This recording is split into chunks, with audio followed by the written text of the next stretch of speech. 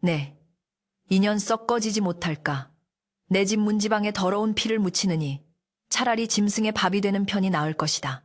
벼락 같은 고함과 함께 육중한 대문이 열리고 눈보라가 휘몰아치는 칠흑 같은 어둠 속으로 가녀린 여인이 내동댕이 쳐졌다. 살을 내는 듯한 북풍한 소리.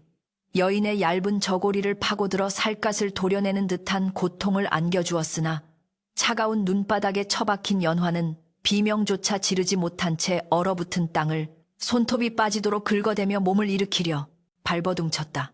만삭의 배를 감싸쥔 그녀의 손은 이미 동상으로 검붉게 변해 있었고 헝클어진 머리카락 사이로 흐르는 붉은 선혈은 하얀 눈 위에 뚝뚝 떨어져 마치 처절한 원한의 꽃처럼 피어오르고 있었으니 이는 실로 차마 눈뜨고 볼 수 없는 참혹한 광경이었다. 대문 안쪽 높은 마루 위에서는 최 씨 부인이 횃불을 든 하인들을 거느리고 서슬퍼런 눈빛으로 이 참상을 내려다보고 있었는데 그녀의 입가에는 며느리를 내쫓았다는 일말에 죄책감은커녕 알터니가 빠진 듯한 시원함과 도끼, 어린 비웃음만이 가득 서려 있었다. 어머님, 제발 한 번만 굽어 살펴주시옵소서. 이 엄동설 안에 한 몸도 아닌 제가 어디로 가란 말씀이십니까? 뱃속의 아이는 서방님의 핏줄이자 최 씨 가문의 손이 아니옵니까? 연화는 찢어질 듯한 목소리로 절규하며 대문 문지방을 부여잡고 애원했으나 최 씨 부인은 눈 하나 깜짝하지 않고 혀를 차며 싸늘하게 쏘아붙였다. 어디서 감히 천한 입으로 가문의 핏줄을 운운하느냐. 내년이 내 방 장롱 깊숙이 숨겨둔 폐물을 훔쳐 친정으로 빼돌리려 한 것을 내 모를 줄 알았더냐. 근본 없는 집안에서 자라 도벽까지 있으니 내 아들이 과거 급제하여 돌아오기 전에 내년 같은 화근을 잘라내는 것이 집안을 위한 길이다. 사실 그 폐물은 연화를 내쫓기 위해 최 씨 부인이 미리 하인을 시켜 연화의 보따리에 몰래 넣어둔 것이었으나 권력도 재물도 없는 몰락한 선비의 딸인 연화에게는 자신의 결백을 증명할 힘이 없었고 그저 억울함에 가슴을 치며 피눈물을 흘릴 뿐이었다. 바람은 더욱 거세게 몰아쳐 앙상한 나뭇가지들이 기괴한 비명을 질러대고 하늘에서는 굵은 눈발이 쏟아져 내려 연화의 가제픈 몸을 순식간에 덮어버릴 기세였다.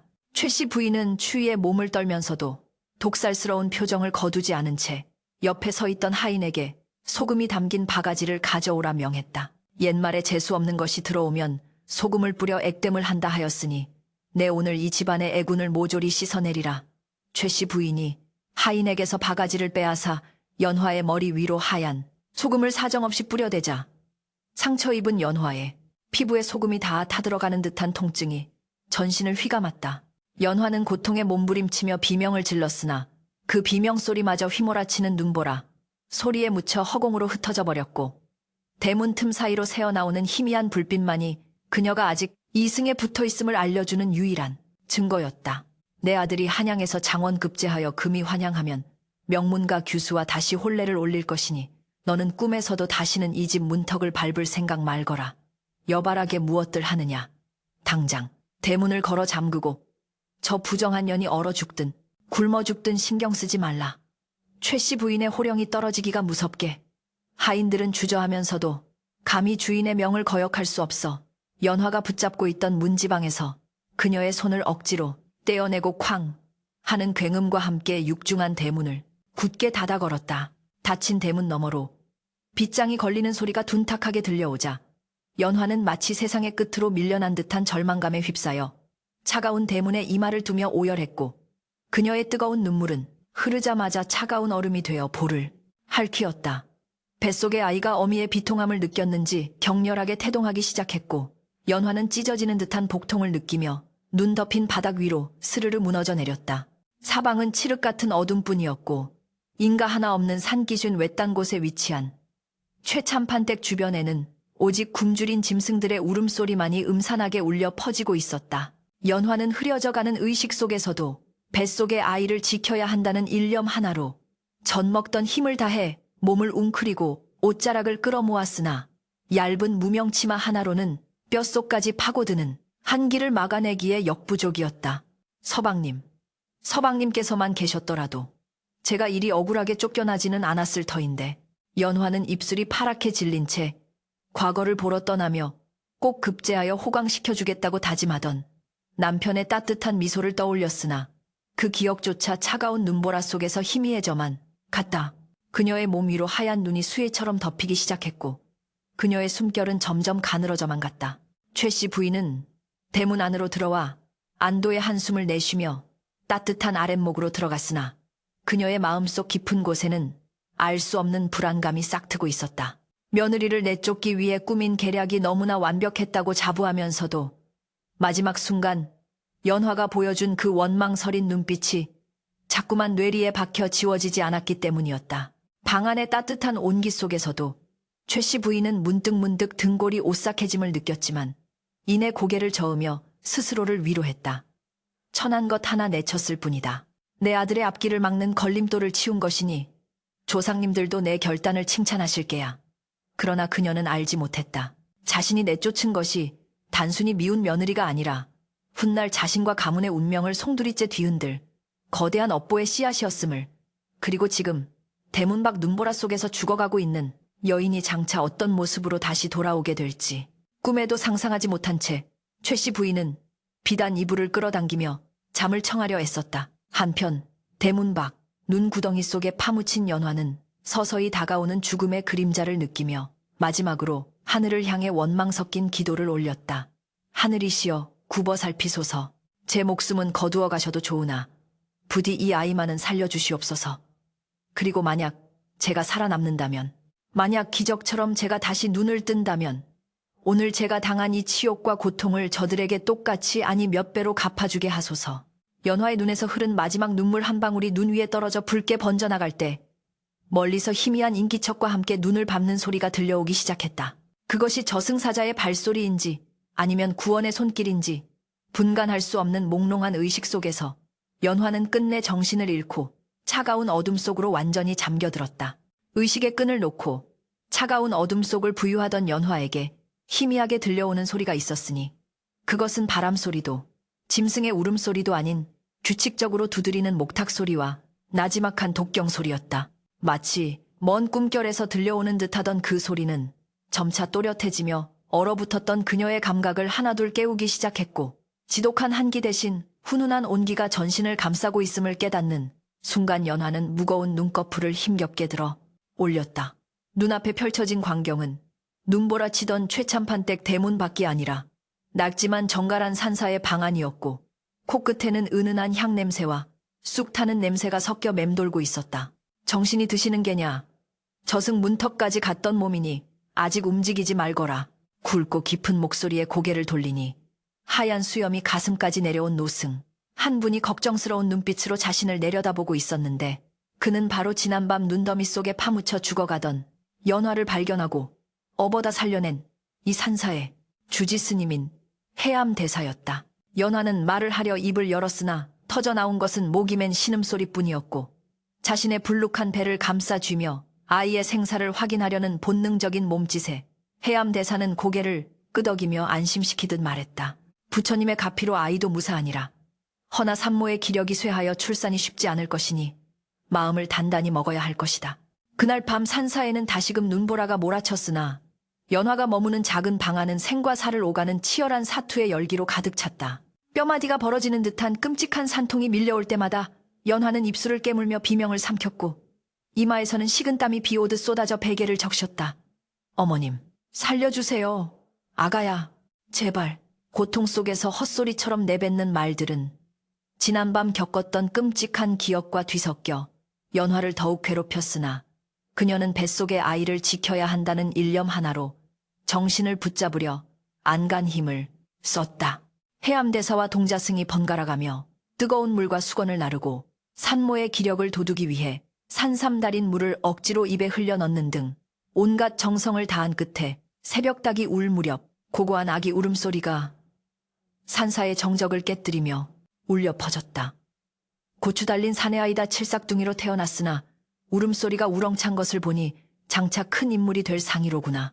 해암대사가 핏덩이 같은 아이를 받아 깨끗한 천으로 감싸 안아 보여주자 연화는 감격에 겨운 눈물을 흘리며 떨리는 손으로 아이를 받아 안았고 그 작고 따뜻한 생명체는 그녀에게 있어 세상 무엇과도 바꿀 수 없는 희망이자 복수의 이유가 되었다.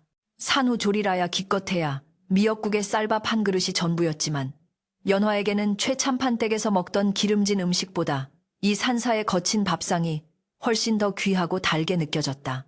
몸을 추스르며 아이에게 젖을 물릴 때마다 그녀는 최 씨 부인의 모진 얼굴과 자신을 내쫓던 그 차가운 눈빛을 떠올리며 이를 악물었다. 내 기필코 살아서 이 아이를 보란듯이 키워낼 것이다. 그리고 언젠가는 내게 피눈물을 흘리게 한 그들에게 뼈저린 후회를 안겨주리라. 연화의 눈빛은 예전에 순박하고 유약했던 며느리의 것이 아니라 새끼를 지키려는 어미 호랑이의 형형한 눈빛으로 변해 있었고, 밤마다 목탁 소리에 맞춰 기도를 올릴 때면 그녀의 등 뒤로 서리는 기운이 예사롭지 않아 해암 대사조차 혀를 내두를 정도였다.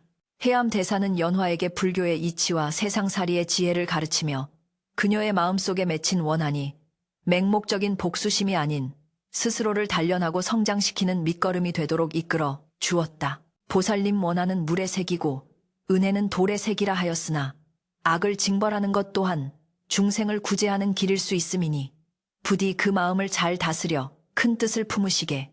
스님의 가르침을 들으며 연화는 차가운 이성과 뜨거운 가슴을 동시에 지닌 강인한 여인으로 거듭나고 있었다. 그러던 어느 날 산 아래쪽에서부터 요란한 말발굽 소리와 함께 수십 명의 장정들이 산사로 들이닥치는 소리가 들려왔다. 평소 인적이 드문 곳이라 놀란 동자승이 급히 뛰어와 숨을 헐떡이며 고했다. 스님 관아의 포졸들과 한양에서 온 높은 나으리들이 절 앞마당에 가득 찼습니다.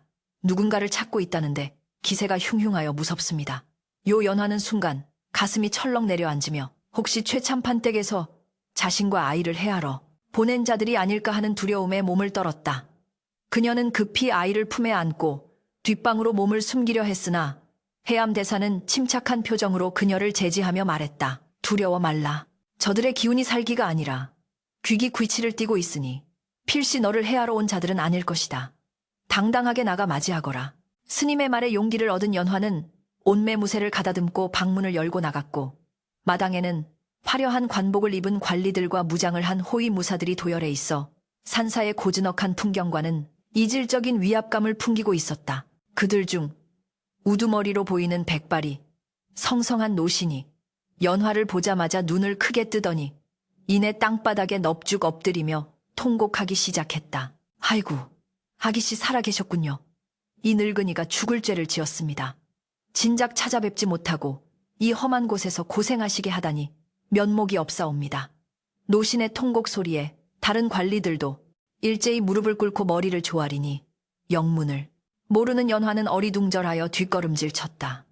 도대체 누구시기에 저를 아기씨라 부르며 이러시는 것입니까? 저는 그저 쫓겨난 아낙네일 뿐입니다. 그러자 노신은 눈물을 훔치며 품속에서 금박이 입혀진 교지를 꺼내어 높이 쳐들었다. 아기씨 기뻐하십시오. 조정에 큰 변혁이 있어 주상전하께서 지난날의 과오를 바로잡으셨습니다. 억울하게 영모 누명을 쓰고 유배를 가셨던 대감마님께서 모든 혐의를 벗으시고 오늘부로 다시 영의정 부기정에 제수되셨습니다. 대감마님께서는 복권되시자마자 실종된 아기씨를 찾으라 명하시어 저희가 전국 방방곡곡을 뒤진 끝에 이곳 산사에서 아기씨의 행방을 찾게 된 것입니다. 그 말은 마치 마른 하늘의 날벼락처럼, 아니 칠흑 같은 어둠 속에 내리꽂히는 찬란한 서광처럼 연화의 귀를 때렸다. 몰락한 선비인 줄만 알았던 아버지가 사실은 당쟁에 휘말려 억울하게 쫓겨난 조선 최고의 재상이었다는 사실과 이제 그 모든 명예가 회복되어 자신이 다시 귀한 신분을 되찾게 되었다는 믿기 힘든 현실 앞에 연화는 다리에 힘이 풀려 주저앉고 말았다. 아버님께서 살아계시고 영의정이 되셨다고요. 연화의 눈에서 하염없이 눈물이 쏟아져 내렸다.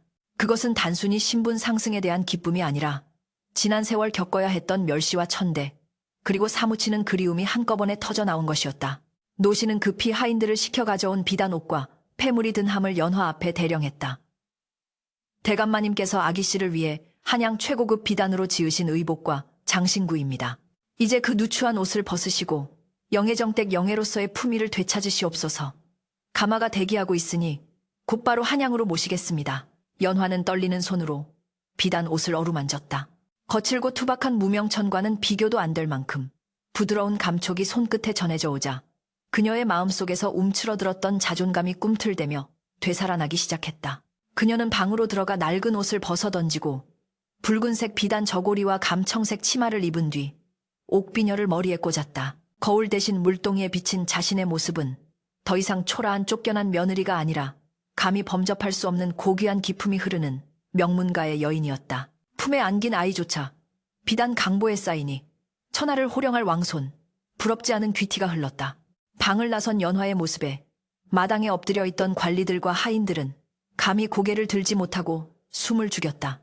그녀가 내딛는 걸음걸이마다 서리빨 같은 위엄이 서려 있었고 눈매는 부드러움 속에 강인함을 감추고 있어 마치 구름 위에서 내려온 선녀와도 같았다. 연화는 해암대사에게 다가가 큰 절을 올리며 감사의 인사를 전했다. 스님, 죽어가던 저와 제 아이를 살려주신 은혜 평생 잊지 않겠습니다. 훗날 다시 찾아뵙고 이 은혜를 갚겠습니다. 해암대사는 인자한 미소로 화답하며 합장했다. 가시는 길이 꽃길만은 아닐 터이니 부디 마음속에 칼을 함부로 휘두르지 마시고 지혜롭게 쓰시옵소서. 그것이 보살님과 아이 그리고 세상을 위한 길입니다. 연화는 스님의 말씀을 가슴 깊이 새기며 대기하고 있던 화려한 가마에 올랐다. 가마꾼들이 가마를 들어 올리자 그녀는 가마 창문을 살짝 열어 멀리 최참판댁이 있는 방향을 바라보았다. 산봉우리 너머로 뉘엿뉘엿 해가 지고 있었지만 연화의 마음속에는 이제 막 뜨거운 태양이 솟아오르고 있었다. 기다려라. 내 곧 돌아갈 것이다. 그때는 쫓겨난 죄인이 아니라 너희가 감히 올려다볼 수도 없는 높은 곳에서 너희의 죄를 물으러 갈 것이다.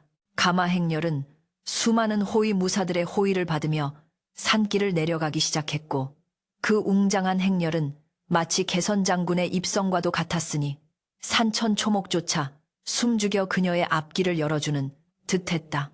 한양에 도착한 연화는 꿈에 그리던 아버지와 재회했다. 백발이 성성해진 아버지는 잃어버린 줄 알았던 딸과 처음 보는 외손자를 부둥켜 안고 늙은 눈물을 흘리셨고 그날 밤 영애정 댁의 불은 꺼질 줄 몰랐다. 아버지는 딸에게 지난날의 고초를 낱낱이 듣고는 격노하여 당장이라도 최참판댁을 멸문시키려 하였으나 연화는 차분한 목소리로 아버지를 만류했다. 아버님 힘으로 짓밟는 것은 하수나 하는 일입니다.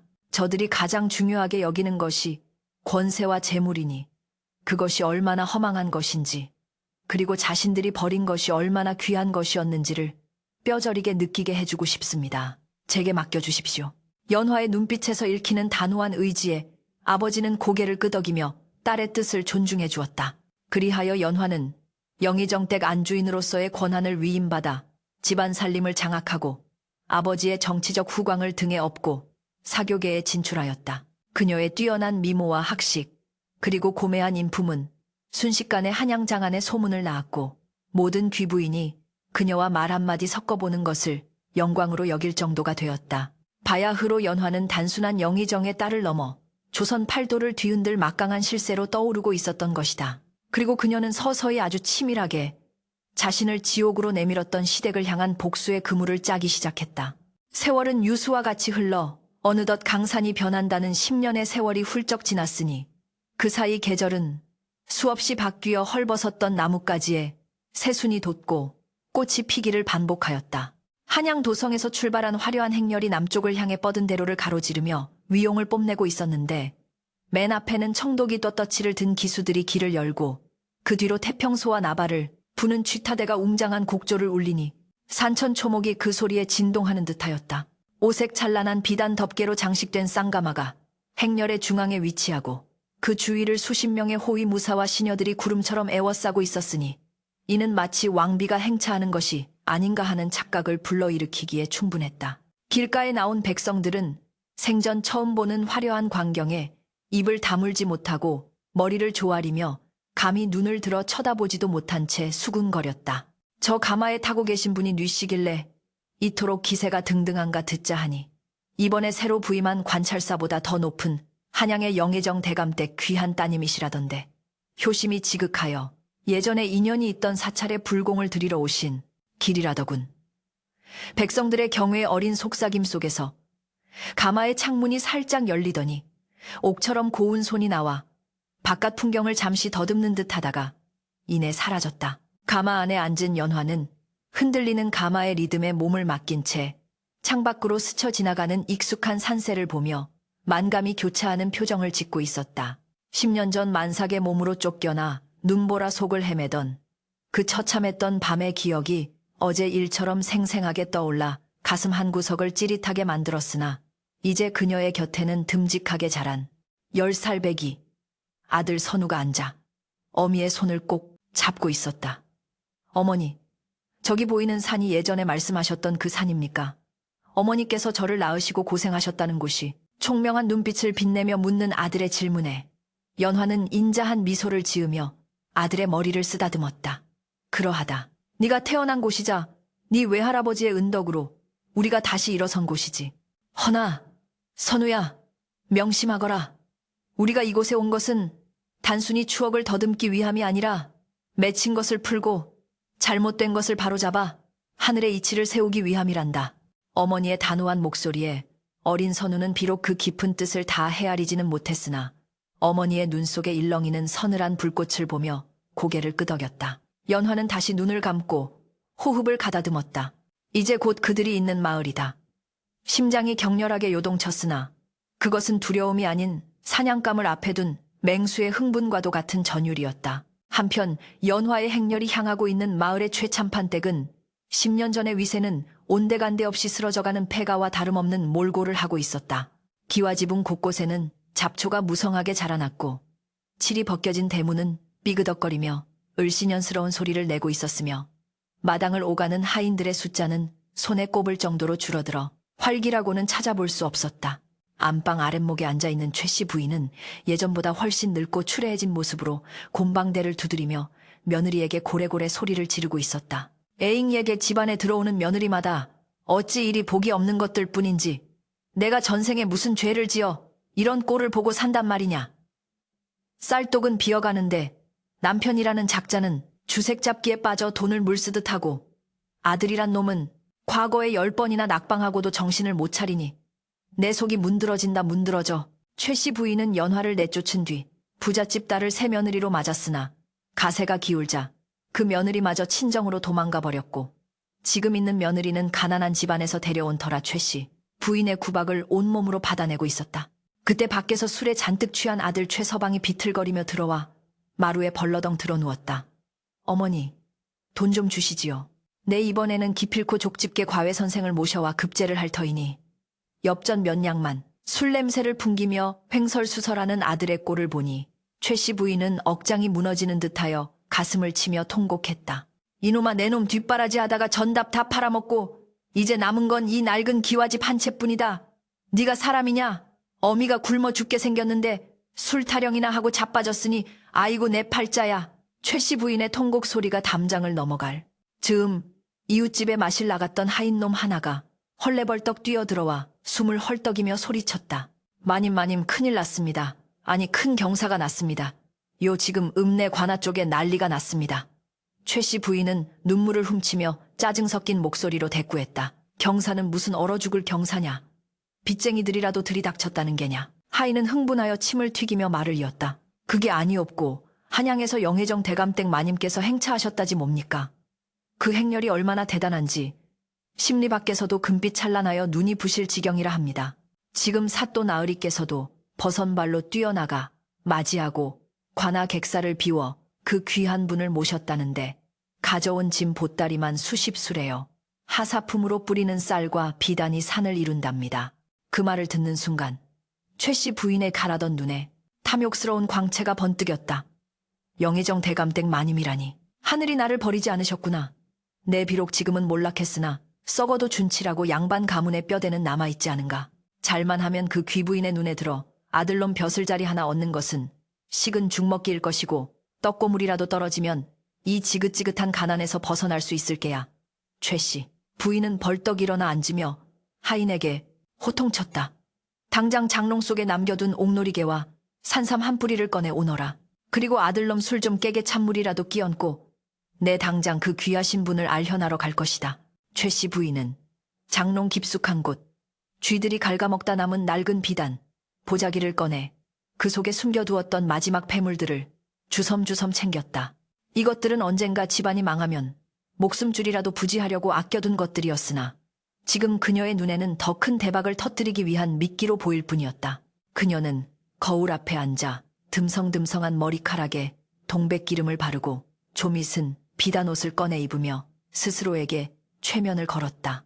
내 말주변과 눈치 하나는 타고나지 않았더냐. 가서 납작 엎드려 아양을 떨고 죽는 시비라도 하면 인정 많은 귀부인이 어찌 모른 척 하겠는가.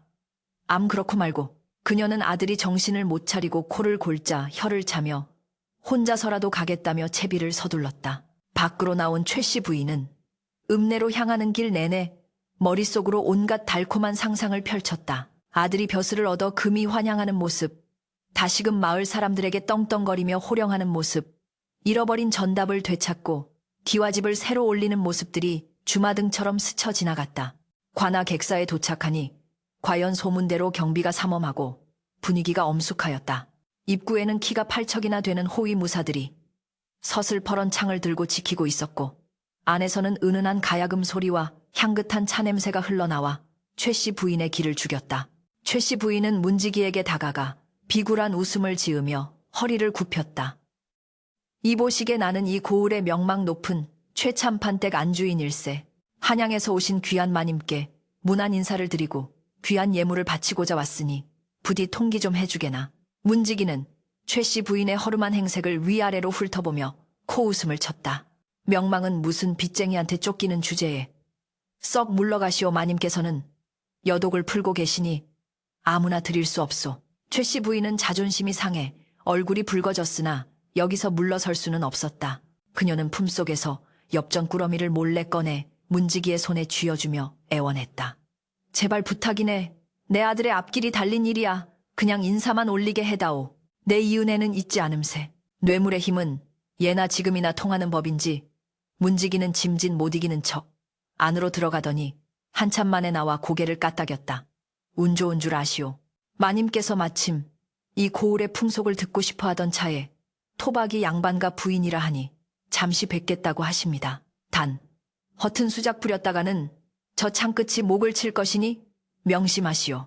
최 씨 부인은 감지덕지하며 연신 허리를 굽실거렸고 떨리는 가슴을 안고 객사 안으로 발을 들여놓았다. 정원을 지나 마루에 오르니 얇은 비단 장막이 드리워진 안쪽에서 고귀한 기운이 뿜어져 나오고 있었다. 최 씨 부인은 장막 앞에 납작 엎드려 이마를 바닥에 돋으며 과장된 목소리로 아뢰었다. 비천한 시골 늙은이가 천하의 귀하신 영예정댁 마님을 뵙사옵니다. 미천한 정성이오나 이것들은 저희 가문에 내려오는 보물이오니 부디 거두어 주시고 이 늙은이의 하소연을 한 번만 들어주시옵소서. 장막 안에서는 아무런 대답이 없었다. 숨막히는 침묵이 흐르는 동안 최 씨 부인은 식은땀이 등줄기를 타고 흐르는 것을 느꼈다. 혹시 예물이 마음에 안 드는 것일까? 아니면 내 행색이 너무 초라하여 불쾌하신 것일까? 온갖 불안한 생각이 머릿속을 맴돌 때 장막 안에서 차가운 찻잔 부딪히는 소리와 함께 나지막하면서도 위험 있는 여인의 목소리가 흘러나왔다. 고개를 들라. 최참판댁이라 하였는가? 내 그 가문의 명성은 익히 들어 알고 있느니라. 그 목소리는 어딘가 낯익으면서도 예전과는 비교할 수 없을 만큼 깊고 서늘하여 최 씨 부인은 고개를 들면서도 감히 장막 안을 뚫어지게 쳐다보지 못했다. 황공하옵니다. 마님 저희 집안은 대대로 충효를 숭상하는 선비 가문이온데 최근 운수가 사나워 가세가 조금 기울었을 뿐입니다. 제 아들이 글재주가 뛰어나나 관운이 없어 낙방을 거듭하고 있으니 마님께서 덕으로 굽어 살피시어 한양에 자리 하나만 마련해 주신다면 이 은혜는 결초보은하여 갚겠나이다. 최 씨 부인은 침을 튀겨가며 아들의 거짓 재능을 늘어놓고 아첨과 뇌물로 점철된 간청을 쏟아냈다. 장막 안의 여인은 최 씨 부인의 장광설을 끝까지 듣고는 비릿한 조소를 머금었다. 재주가 뛰어나나 관운이 없다. 참으로 안타까운 일이로다. 허나 내가 듣기로는 그댁에 10년 전 며느리를 내쫓은 폐륜의 업보가 있어 하늘이 노했다는 소문이 돌던데 그것이 사실인가? 그 말에 최 씨 부인은 화들짝 놀라 펄쩍 뛰며 손을 저었다. 아니옵니다. 천부당 만부당하신 말씀입니다. 그 며느리녀는 도벽이 심하고 시어미를 공경할 줄 모르는 천하의 악녀였습니다. 제가 오죽했으면 그 엄동설 안에 아니 그저 집안의 법도를 바로 세우고자 훈계하여 보냈을 뿐인데 밖에서 객사했다는 소문은 낭설이옵니다. 최 씨 부인은 자신의 악행을 정당화하기 위해 거짓을 보태어 죽은 줄로만 아는 며느리를 모함하기 시작했다. 그 순간 장막 뒤에 여인이 손짓하자 곁에 있던 시녀들이 천천히 비단 장막을 걷어 올리기 시작했다. 과연 그러한가? 내년의 혀는 여전히 독사처럼 갈라져 거짓을 뿜어내는구나. 내 얼굴을 똑똑히 보고도 그런 말이 나올지 궁금하구나. 장막이 완전히 걷히자 화려한 금박이 수놓아진 당의를 입고 높은 가체에 떨잠을 꽂은 여인의 모습이 드러났다. 눈부신 자태와 서리빨 같은 눈빛 세월이 흘러 더욱 기품이 있어진 그 얼굴. 최 씨 부인은 그 얼굴을 확인하는 순간 심장이 맞는 듯한 충격에 숨을 들이키며 뒤로 나자빠졌다. 너는 설마 귀신. 그녀의 눈동자가 공포로 하얗게 뒤집혔고 입은 딱 벌어진 채 다물어질 줄 몰랐다. 10년 전 눈보라 속으로 내던져졌던 그 비참한 며느리가 지금 조선 천하를 호령하는 영의정댁 귀부인이 되어 자신의 눈앞에 그것도 자신을 심판할 저승사자의 모습으로 앉아 있었던 것이다. 연화는 싸늘하게 웃으며 최 씨 부인을 내려다보았다. 오랜만이구나, 시어머니.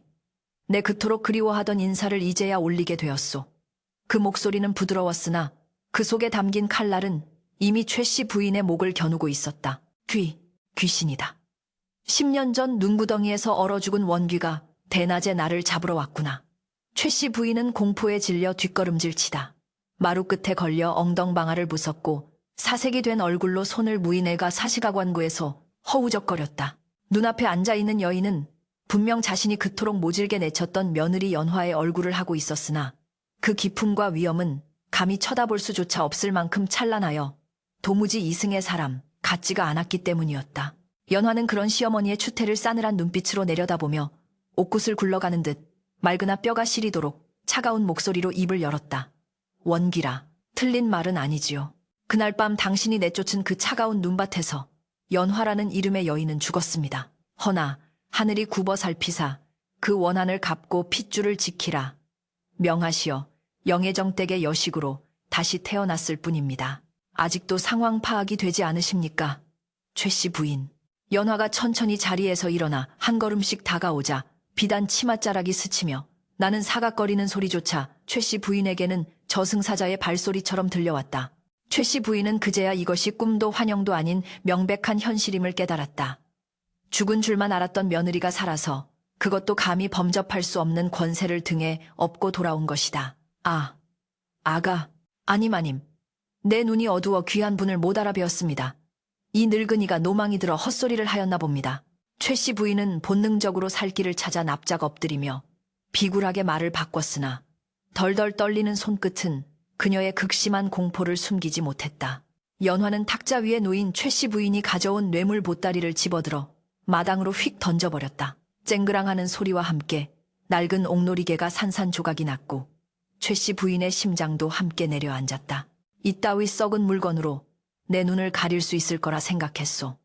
내 아들의 벼슬자리, 당신이 내쫓아 죽이려 했던 그 뱃속의 아이가 바로 내 아들이요. 당신의 손자가 될 뻔했던 아이를 죽이려 하고서 이제 와서 다른 아들의 앞길을 열어달라니 그 뻔뻔함이 하늘을 찌르는구려. 연화의 호통이 관아 객사를 쩌렁쩌렁 울리자 밖에서 대기하던 호위 무사들이 칼집을 잡고 들이닥칠 기세로 문을 에워쌌다. 살벌한 분위기에 압도된 최 씨, 부인은 숨조차 제대로 쉬지 못한 채 바들바들 떨었다. 마님, 죽을 죄를 지었습니다. 그때는 제가 귀신에 홀려 잠시 미쳤었나 봅니다. 제발, 한 번만 용서해 주십시오. 그래도 한때는 고부간의 정이 있지 않았습니까? 연화는 기가 막히다는 듯 헛웃음을 터뜨렸다. 고부간의 정 엄동설 안에 만삭의 며느리에게 소금을 뿌려 내쫓는 것이 정이요. 도둑 누명을 씌워 폐물 하나 없이 내던진 것이 정이란 말이요. 내 오늘 그 정을 당신에게 똑같이 돌려주려 하오. 연화는 눈짓으로 무사들에게 명했다. 여봐라, 이 죄인을 당장 뜰 아래로 끌어내려라. 감히 영의정댁의 문턱을 더럽힌 죄를 물을 것이다. 무사들이 거칠게 달려들어 최 씨 부인의 양팔을 붙잡고 마루 밑으로 질질 끌어내렸다. 아이고, 사람 살려 며느리가 시어미를 잡네. 최 씨 부인은 체면도 잊은 채 발버둥치며 비명을 질렀으나 무사들의 억센 손길을 당해낼 재간이 없었다. 그녀는 흙바닥에 패대기 쳐졌고 고운 비단옷은 순식간에 흙투성이가 되었다. 그때 소란스러운 소리를 듣고 관아 밖에서 서성거리던 아들 최서방이 무슨 일인가 싶어 뛰어들어왔다. 어머니, 이게 무슨 일입니까? 아니 감히 양반집 마님에게 이 무슨 행패요. 술이 덜 깬 최서방은 상황 파악도 못한 채 호기를 부리며 달려들었으나 그 역시 무사들에 의해 제압되어 어머니 옆에 나란히 무릎 꿇려졌다. 고개를 든 최서방은 마루 위에 서 있는 연화를 보고는 눈을 비비며 멍한 표정을 지었다. 부인 자네가 어찌 거기에. 연화는 싸늘한 눈빛으로 전 남편을 내려다보았다. 부인이라 부르지 마라. 내 지아비는 10년 전 처자식을 지키지 못하고 방관했던 그날 밤 이미 죽었다. 너는 그저 어미 치마폭에 쌓여 사는 못난 사내일 뿐이다. 최서방은 그제야 사태의 심각성을 깨닫고 입을 다물지 못했다. 자네가 정말 살아있었단 말인가? 그럼 우리가 다시 합칠 수 있는 것인가? 네, 지금이라도 개과천선하여 자네를 극진히 모시겠네. 우리 다시 시작하세. 최서방의 뻔뻔하고도 어리석은 제안의 연화는 분노를 넘어 연민마저 느꼈다. 닥쳐라. 네 어미가 나를 내쫓을 때 너는 어디 있었느냐? 내가 피를 흘리며 문을 두드릴 때 너는 술에 취해 코를 골고 있지 않았더냐? 이제 와서 가장 노릇을 하려 들다니. 역겹기. 그지없구나. 연화는 시선을 돌려 마당에 모여든 구경꾼들과 관아의 사또를 향해 외쳤다. 들으시오. 이자들은 10년 전 죄 없는 며느리를 투기하고 모함하여 사지로 내몰았으며 천륜을 끊으려 한 패륜아들이오. 내 오늘 사적인 원한으로 이들을 벌하려는 것이 아니라 인륜을 저버린 죄가 얼마나 무거운지 만천하에 알리고자 함이오. 사또는 영애정의 딸인 연화의 위세에 눌려 또한 최참판, 대개 악행을 익히 알고 있었기에 고개를 끄덕이며 동조했다. 마님 말씀이 지당하옵니다. 저들의 죄상은 능지처참에 해당하나 마님의 처분에 따르겠나이다. 능지처참이라는 말에 최씨 부인은 혼비백산하여 땅바닥에 머리를 쿵쿵 쥐기 시작했다. 이마가 찢어져 피가 흘러내려 얼굴을 뒤덮었지만 그녀는 아픔도 잊은 채 오직 살기 위해 빌고 또 빌었다. 마님아가 제발 살려다오. 내가 죽일년이다. 내 입이 방정이고 내 욕심이 화를 불렀어. 제발 목숨만은 살려다오. 내 다시는 내 눈에 띄지 않게 쥐 죽은 듯. 삶아 제발 이 늙으니 목숨 한 번만 살려주게. 최씨 부인은 마당을 기어다니며 연화의 신발 끝자락이라도 잡으려 했으나 무사들의 창끝이 그녀의 목을 겨누자 비명을 지르며 오줌을 지리고 말았다. 천하에 무서울 것 없던 최참판댁. 안주인이 자신이 내쫓았던 며느리 앞에서 가장 비참하고 더러운 꼴로 목숨을 구걸하고 있는 것이다. 최서방 역시 옆에서 덜덜 떨며 여보, 아님, 한 번만 봐주시오. 우리 어머니가 늙어서 그렇소. 라며 횡설수설하고 있었다. 연화는 그 추악한 광경을 내려다보며 깊은 한숨을 내쉬었다. 10년을 별러온 복수의 순간이었지만 막상 저들이 벌레처럼 기어다니며 비굴하게 구는 꼴을 보니 통쾌함보다는 허무함이 밀려왔다. 그러나 그녀는 마음을 다잡았다. 여기서 약해지면 저들은 또다시 고개를 쳐들고 독을 품을 것이다. 악의 뿌리는 확실하게 잘라내야 했다. 나를 보라. 연화의 서슬 펄어 명령에 최씨 부인과 최서방은 흙투성이가 된 얼굴을 조심스럽게 들었다. 내가 너희를 죽여 내 손에 피를 묻히는 것조차 아깝구나.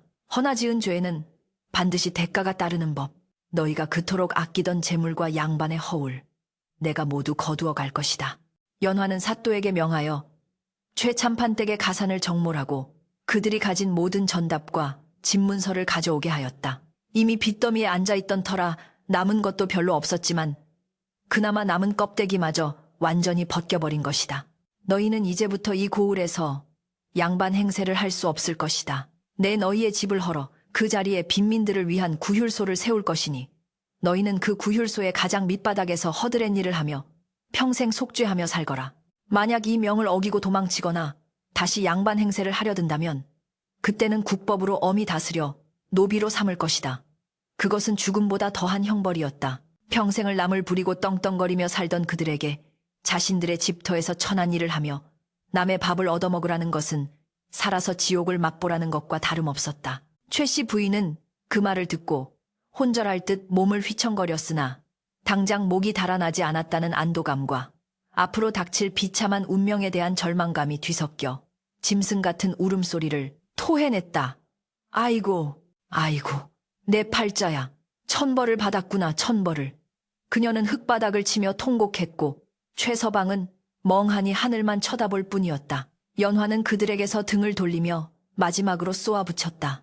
그 눈물, 10년 전 내가 흘렸던 피눈물에 비하면 턱없이 부족하다. 남은 생애 동안 매일매일 뼈가 녹는 후회 속에서 살아라. 그것이 내가 너희에게 베푸는 마지막 자비이자 형벌이다. 연화가 소매를 떨치고 방으로 들어가 버리자 닫힌 문 뒤로 최씨 부인의 처절한 곡소리만이 해질녘 관아의 마당을 가득 메웠다. 그것은 한 가문의 몰락을 알리는 장송곡이자 인과응보의 준엄함을 알리는 경종이었다. 매서웠던 동장군이 물러가고 어느덧 남쪽 마을에도 따스한 봄바람이 불어와 얼어붙었던 대지를 녹이니 최참판댁이 있던 자리에는 낯설지만 활기찬 풍경이 펼쳐지고 있었다. 기와가 깨지고 잡초가 무성하던 흉가는 온데간데 없이 사라지고 그 터에는 재민원 지민유엔이라는 현판을 단 튼튼하고 넓은 건물이 들어서 굶주리고 병든 백성들을 맞이하고 있었으니 이는 연화가 몰수된 최씨 가문의 재산을 털어 세운 빈민구율소였다. 과거에는 백성들의 고혈을 짜내던 탐욕의 소굴이 이제는 만인을 살리는 자비의 터전으로 탈바꿈하였으니 마을 사람들은 입을 모아 연화의 공덕을 칭송하며 그녀를 생불성포이라 불렀다. 재민원 마당 한 구석 김이 모락모락 피어오르는 커다란 가마솥 앞에서는 허름한 무명옷을 입은 늙은 여인이 땀을 뻘뻘 흘리며 장작불을 떼고 있었는데 헝클어진 흰머리와 주름진 얼굴 거칠어진 손마디의 주인공은 바로 한때 이 고을을 호령하던 최씨 부인이었다. 그녀는 매캐한 연기에 눈물을 흘리며 솥뚜껑을 열어 죽을 젓고 있었지만 예전의 도끼서린 눈빛은 사라지고 그 자리에는 깊은 회한과 체념만이 자리 잡고 있었다. 어이, 거기 최씨 할멈. 불이 너무 세면 죽이 눌어붙는다고 몇 번을 말했소. 얼른 장작 하나 빼시오. 젊은 주방 안하게 핀잔에 최씨 부인은 화들짝 놀라며 굽실거렸다. 아이고 미안하오. 내 정신이 깜빡해서. 얼른 시정하리다. 예전 같았으면 당장 불호령을 내리고 곤장을 쳤을 하인배에게 머리를 조아리는 자신의 처지가 비참하여 가슴이 미어졌으나 최씨 부인은 입술을 깨물며 참아내었다. 지난 몇 달간 그녀는 뼈저리게 깨달았다. 따뜻한 아랫목과 기름진 쌀밥이 당연한 권리가 아니었음을, 자신이 그토록 멸시했던 아랫사람들의 노동이 얼마나 고되고 힘든 것인지를. 차가운 물에 걸레를 빨고 남들이 먹다 남긴 찌꺼기로 허기를 채우며 그녀는 10년 전 며느리 연화가 겪었을 고통을 몸소 체험하고 있었다. 밤마다 욱신거리는 허리를 부여잡고 쪽방에 누우면 눈보라 속으로 내쫓기던 연화의 뒷모습이 떠올라 가슴을 치며 후회의 눈물을 흘리는 것이 일상이 되었다. 옆에서 코를 골며 자는 아들 최서방 역시 낮에는 팩감을 구하러 산을 오르고 밤에는 마구간을 치우느라 손에 물집이 터지고 굳은 살이 박여 더 이상 글 읽는 선비의 고운 손이 아니었다. 연화가 한양으로 떠나는 날 재민원 앞에는 그녀를 배웅하려는 마을 사람들로 인산인해를 이루었다. 화려한 가마에 오르기 전 연화는 잠시 발걸음을 멈추고 재민원 쪽을 바라보았다. 군중 틈바구니 맨 뒤, 기둥 뒤에 숨어 감히 고개도 들지 못하고 있는 초라한 두 남녀가 그녀의 눈에 들어왔다. 연화는 천천히 그들에게 다가갔고 주변의 사람들은 길을 터주며 숨을 죽였다. 최씨 부인과 최서방은 연화가 다가오자 사시나무 떨듯 떨며 땅바닥에 납작 엎드렸다. 마님, 감히 저희 같은 천한 것들이 마님의 옥체를 뵙고자 한 것은 아니오라. 그저 떠나시는 길에 먼 발치에서나마 작별 인사를 올리고자. 최씨 부인의 목소리는 물기를 머금고 떨리고 있었다. 연화는 한참 동안 그들을 내려다보다가 나지막하지만 울림 있는 목소리로 말했다. 시어머니 그리고 전 남편이시여. 이제 춥고 배고픈 서러움을 조금은 아시겠습니까? 최씨 부인은 왈칵 눈물을 쏟으며 땅에 머리를 터섰다. 알다마다요. 뼈에 사무치게 알았습니다. 제가 지은 죄가 얼마나 큰지, 사람이 사람에게 해서는 안 될 짓을 했다는 것을 이제야 깨달았습니다. 부디 강건하시고 만수무강하시옵소서. 이 늙은 죄인은 죽는 날까지 마님과 도련님의 앞길을 위해 기도하며 속죄하겠나이다. 그녀의 참회는 가식 없는 진심이었다. 바닥까지 떨어져 보고서야 비로소 오만을 벗어던진 인간의 모습이었다. 최서방 역시 흐느끼며 말했다. 제가 어리석어 귀한 아내와 자식을 알아보지 못하고 불효와 불충을 저질렀습니다. 평생 이 재민원에서 땀 흘려 일하며 제 죄값을 갚겠습니다. 연화는 그들의 모습에서 더 이상 복수의 희열을 느끼지 않았다. 대신 가슴 한구석에 묵직하게 자리 잡고 있던 응어리가 스르르 풀리는 듯한 안도감을 느꼈다. 그 마음 변치 마십시오. 이곳에서 헐벗은 이들을 돌보는 것이 곧 당신들의 영혼을 구원하는 길일 것입니다. 내 비록 당신들을 용서하지는 못하나 더 이상 미워하지도 않을 것입니다. 부디 남은 생은 사람답게 사십시오. 연화는 뒤에 서 있던 아들 선우를 불렀다. 선우야, 인사 올리거라. 비록 인연은 다하였으나 네 핏줄의 근본이 되는 분들이다. 선우는 의젓한 모습으로 다가와 엎드려 있는 최 씨 부인과 최서방에게 정중하게 고개를 숙여 예를 갖추었다. 안녕히 계십시오. 두 분께서 흘리시는 땀방울이 헛되지 않기를 바라겠습니다. 손자의 깍듯한 인사를 받은 최 씨. 부인은 감격과 부끄러움에 얼굴을 들지 못하고 엉엉 소리내어 울었다. 자신이 내버린 핏줄이 이토록 훌륭하게 자라 자신에게 예를 표하는 모습에 그녀의 가슴은 천갈래 만갈래로 찢어지는 듯했다. 그것은 그 어떤 형벌보다 더 가혹하고도 따뜻한 징벌이었다. 연화는 아들의 손을 잡고 가마에 올랐고 행렬은 긴 나팔 소리와 함께 한양을 향해 움직이기 시작했다. 최 씨 부인과 최서방은 행렬이 시야에서 사라져 흙먼지만 남을 때까지 무릎을 꿇은 채 일어나지 않았고 그들의 눈물은 메마른 땅을 적시며 지난날의 업보를 씻어내리고 있었다. 한양으로 돌아온 연화의 삶은 평온하고도 빛났다. 그녀는 아버지 영의정 대감을 모시며 집안을 살뜰히 돌보는 한편 남몰래 고아와 과부들을 돕는 자선 사업을 계속해 나갔다. 그녀의 지혜와 덕망은 조정에까지 알려져 왕비께서 친히 그녀를 불러 다과를 나누며 국사에 대한 조언을 구할 정도였다. 아들 선우는 어머니의 가르침을 받아 학문에 정진하였고 무예 또한 게을리하지 않아 문무를 겸비한 인재로 성장하였다. 10년 후 선우는 과거 시험에서 장원 급제하여 어사화를 머리에 꽂고 금에 환양하였으니 늙은 영의정 대감은 손자의 손을 잡고 덩실덩실 춤을 추었고 연화는 감격의 눈물을 흘리며 돌아가신 어머니와 부처님께 감사의 기도를 올렸다. 선우는 관직에 나아가서도 항상 백성의 편에 서서 억울한 일을 구제하는 명관이 되었는데 사람들이 그 비결을 물으면 항상 이렇게 대답하곤 했다. 어머니께서 말씀하시길 진정한 귀함은 높은 벼슬이 아니라 낮은 곳을 살피는 어진 마음에서 나온다 하셨습니다. 저는 그 가르침을 따를 뿐입니다. 어느 가을날 밤 연화는 정자에 홀로 앉아 보름달을 바라보고 있었다. 은은한 달빛이 연못에 비치고 풀벌레 소리가 고즈넉하게 들려오는 평화로운 밤이었다. 그녀의 곁에는 따뜻한 차 한 잔이 놓여 있었고 얼굴에는 세월의 흔적이 묻어났지만 그 어느 때보다 편안하고 온화한 미소가 감돌고 있었다.